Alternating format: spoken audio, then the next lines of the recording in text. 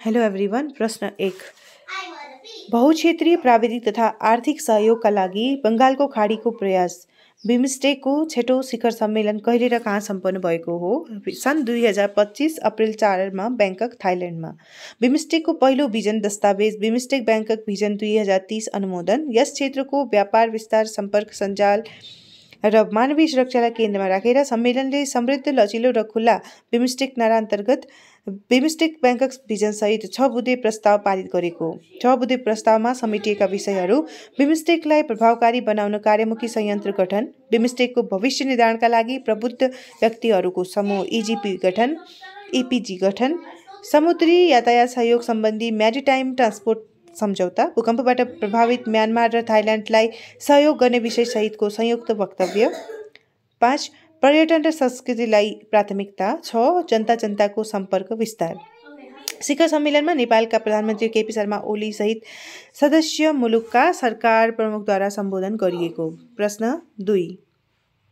मैनाली कथा सम्मान 2081बाट सम्मानित हुने स्रष्टा को हुन्?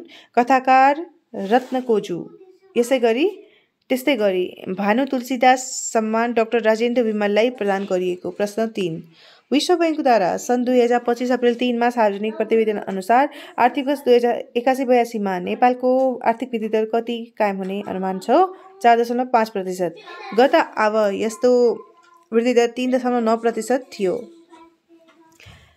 नेपाल विकास प्रतिवेदन विश्व बैंकले वर्षमा 2 पटक प्रकाशित गर्ने गर्छ। प्रश्न 4। किराँती प्रथम राजा यलम्बर यलिहाङको शालिग कहाँ निर्माण गरिएको छ? बुइपा खोटाङमा। बुइपा खोटाङको पुरानो व्यापारिक केन्द्र हो।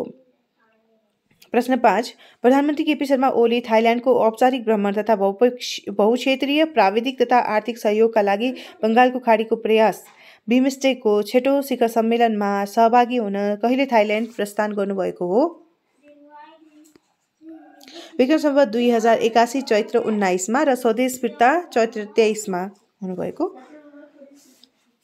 प्रधानमन्त्री ओली चैत्र 4 अप्रिल 2025 बिमस्टेक शिखर सम्मेलनमा सहभागी हुनुभएको। प्रश्न 6।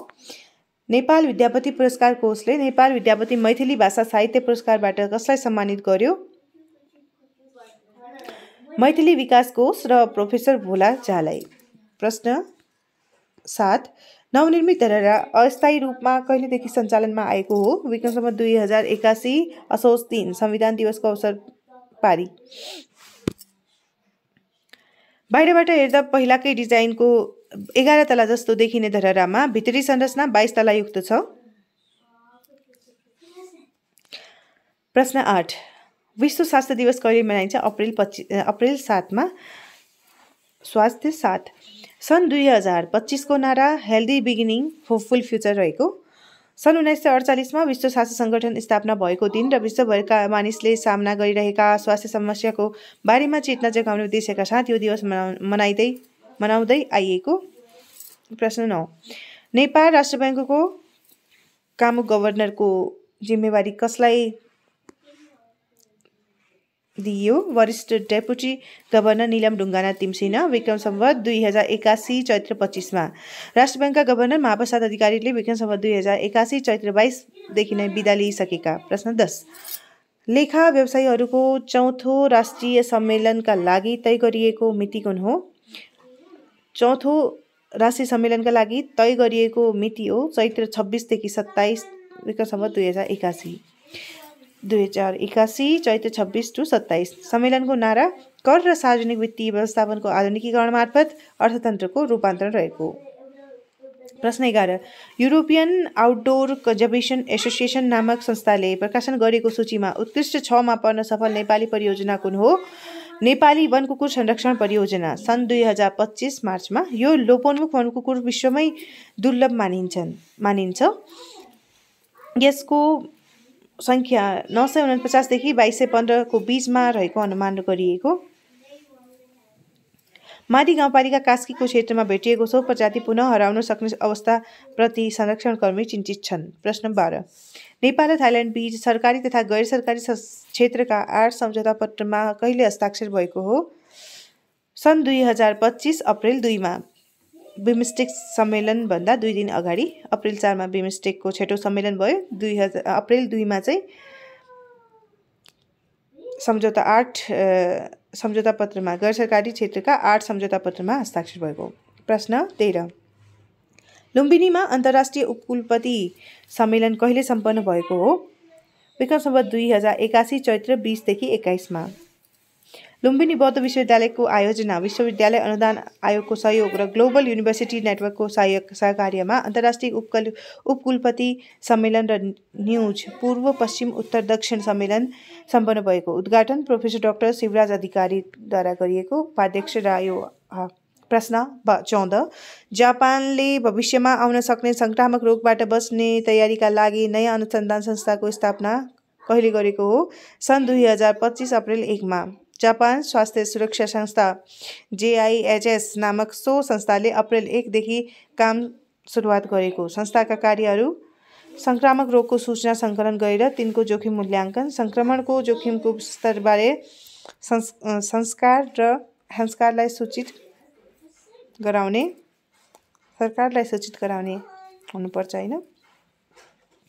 अनि महामारीको स्थिति आएमा सरकारसँग मिलेर औषधि तथा खोपको विकास गर्ने र उपचारका लागि मार्गनिर्देशन तयार गर्ने। प्रश्न 15 म्यानमारमा 3,500 भन्दा बढी मानिसको ज्यान जाने गरी विनाशकारी भूकम्प कहिले गयो? सन् 2025 मार्च 28 मा, जुन 7.9 म्याग्निट्युड थियो, जसको देशभर भवन र पूर्वाधारमा क्षति पुर्याएको उक्त भूकम्पमा परि 4,500 जना घाइते तथा 220 जना बेपत्ता भएको जनाइएको। सो भूकम्पले 30 लाख भन्दा बढी मानिस प्रभावित भएको हुन सक्ने संयुक्त राष्ट्रसङ्घले अनुमान गरेको। प्रश्न 16 युद्धविराम सम्झौता भएको करिब 2 महिनापछि इजरायलले गाजामा पुनः आक्रमणको सुरुवात कहिले गरेको हो? सन् 2025 मार्च 18 मा। प्रश्न 17 हेमराज पहाडी स्मृति पुरस्कार 2080बाट सम्मानित हुने स्रष्टा को हुन्? साहित्यकार सरूभक्त। विक्रम सम्वत 2081 चैत्रमा।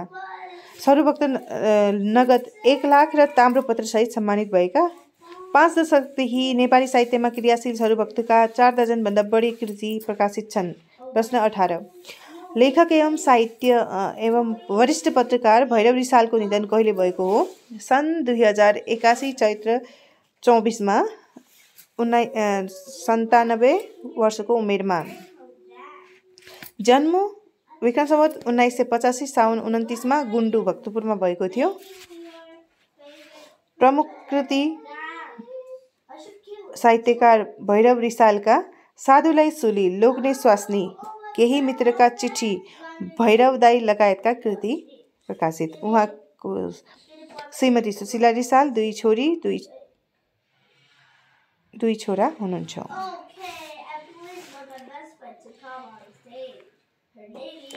अन्तिम प्रश्न 19 अन्तर्व्यवस्थापिका सङ्घ IPU को दिगो विकास स्थायी समितिमा एसिया प्रशान्त क्षेत्रबाट निर्वाचित हुन सफल व्यक्तित्व को हुनुहुन्छ? डाक्टर अन्जान साक्य।